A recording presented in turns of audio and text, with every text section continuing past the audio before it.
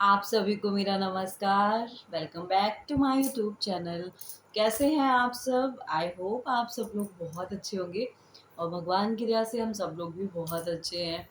So guys, आप सबके सामने आज फिर मैं त्यागी जी को लेकर पुनः प्रस्तुत हूँ।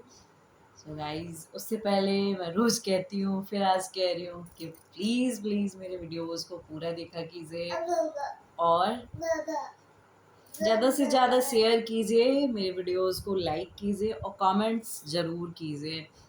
तो आइए आज की कहानी हम शुरू करते हैं। प्रिय प्रिय दर्शक बंधुओं एवं मेरे प्रिय श्रोताओं, कल मैंने अपने एक सामाजिक कार्य की प्रस्तुति आपके सामने की थी। बाढ़ की समस्या से निजात पाने के लिए मैंने फुर्सत से और सई नदी तक एक ड्रेन का निर्माण स्थानीय विधायक श्री रामाश्रय वर्मा की कृपा से करवाया था। अब इस प्रकार के कई सामाजिक कार्य करने के कारण जनता के मस्तिष्क में हमारे प्रति स्नेह प्यार उत्पन्न हो गया। आगे चुनाव होने थे तो लोग कहने लगे अब तो भाई त्यागी जी को ही इस गांव का प्रधान बना दिया जाए तो गांव का काया पलट हो सकता है। उन दिनों हमारे गांव में सत्यपाल पाठक प्रधान हुआ करते थे। इसके पहले देवी साई मिश्रा जी और उसके भी पहले सत्यपाल वर्मा प्रधान हो चुके थे। साथियों,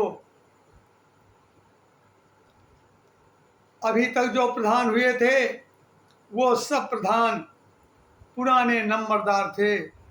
उनके पास कई कई बीघे जमीनें थी। वो ऐसे परिवारों के थे जो पहले अंग्रेजी हुकूमत में नंबरदार कहे जाते थे। लोग तो कह रहे थे कि त्यागी जी को प्रधान बना दिया जाए, लेकिन मैं तो एक अध्यापक था। हम मेरे तो त्याग और सब कुछ जो हमको वेतन मिलता था उसी अल्प वेतन से ही हमारा सब कार्य चलता था।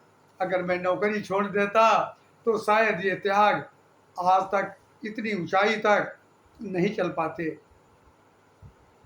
मेरी माँ भगवती देवी एक अपढ़ महिला थी।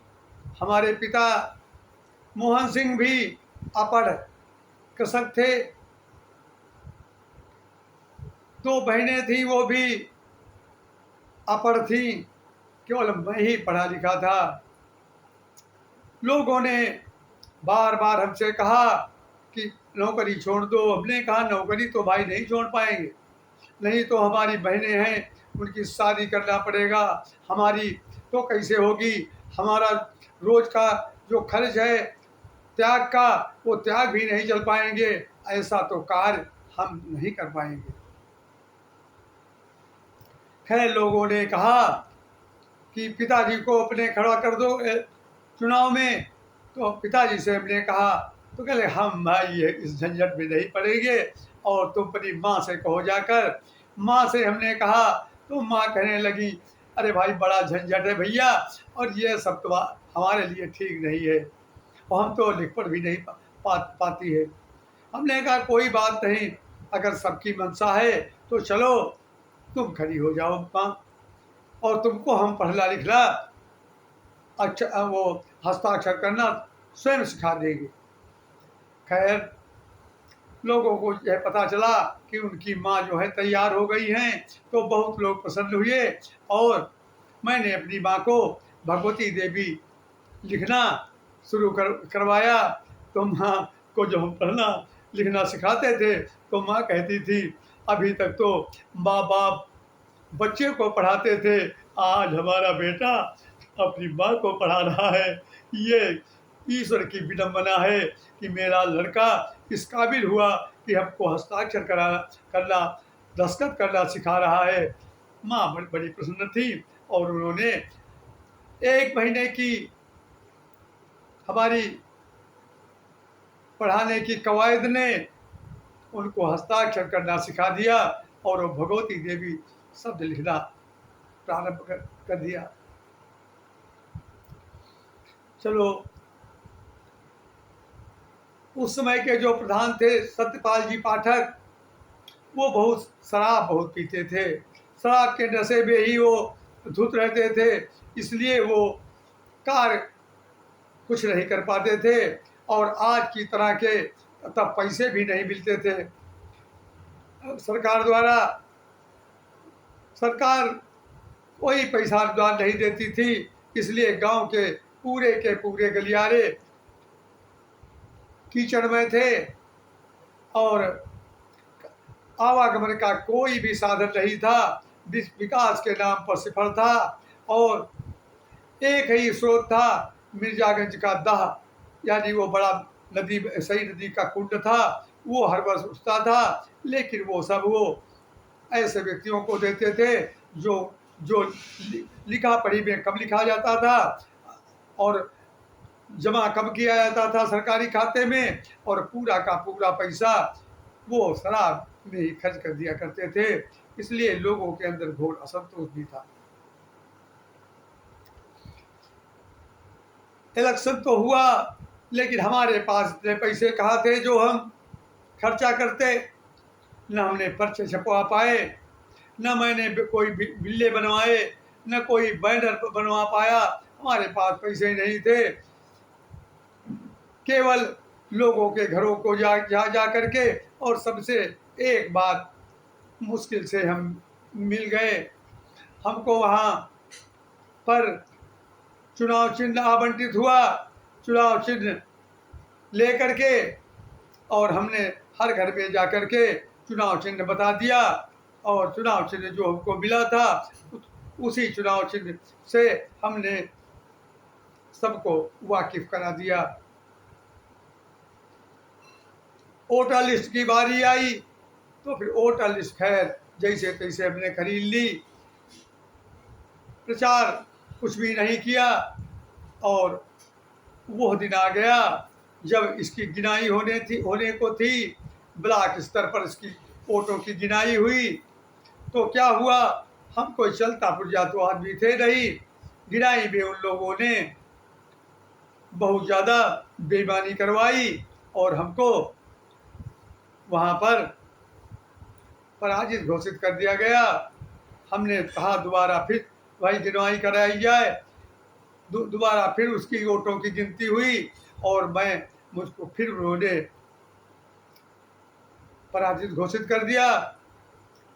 खैर, लेकिन हमारे होता ये था कि जो वोट जो है अनवैलिड भी थे, वो भी वोट जो है उनके खाते में वो गिन लिया करते थे और 5 वोटों से हमको उन्होंने हारा घोषित कर दिया।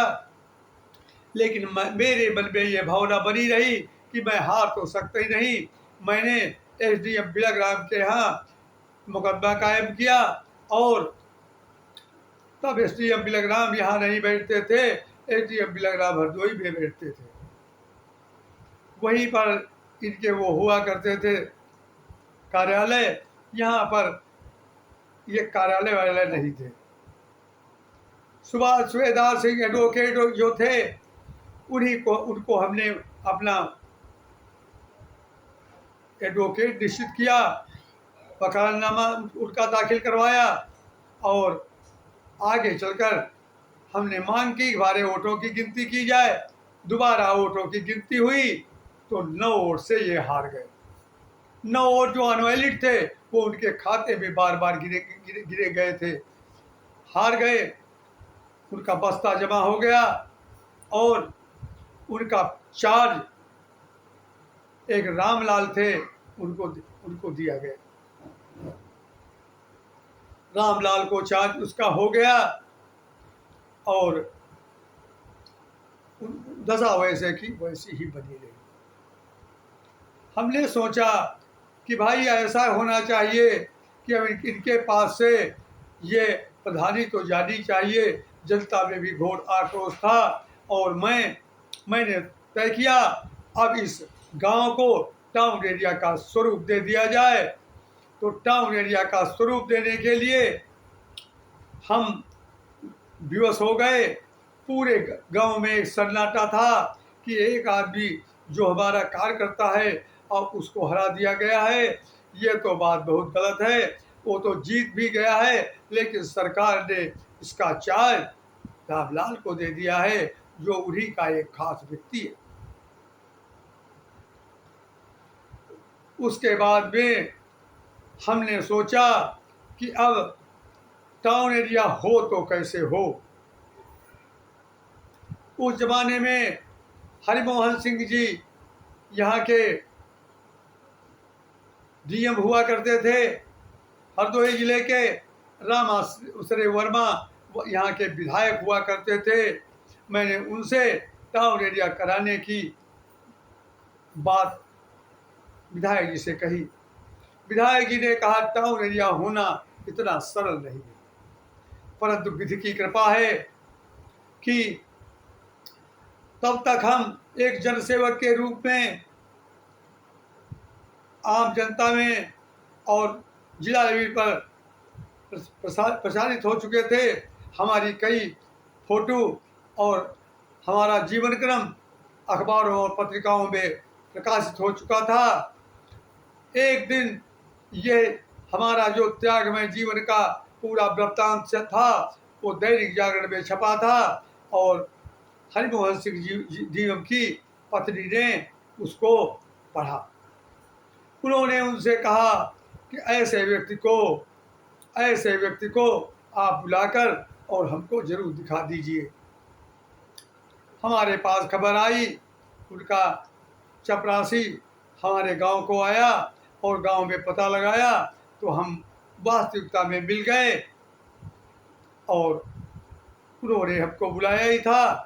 तो हम उनके साथ प्रथम बार हरदोई उनके आवास पर पहुंचे। उन्होंने हमारा बड़ा सत्कार किया और हमको अपने यहाँ बिठाया।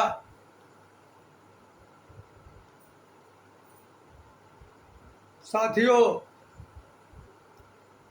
समय बड़ा ज़्यादा हो गया है और मैं सोचता हूँ इस वृत्तांत को यहीं पर समाप्त कर दिया जाए और आगे की कथा मैं अगले दिन आपको सुनाऊंगा।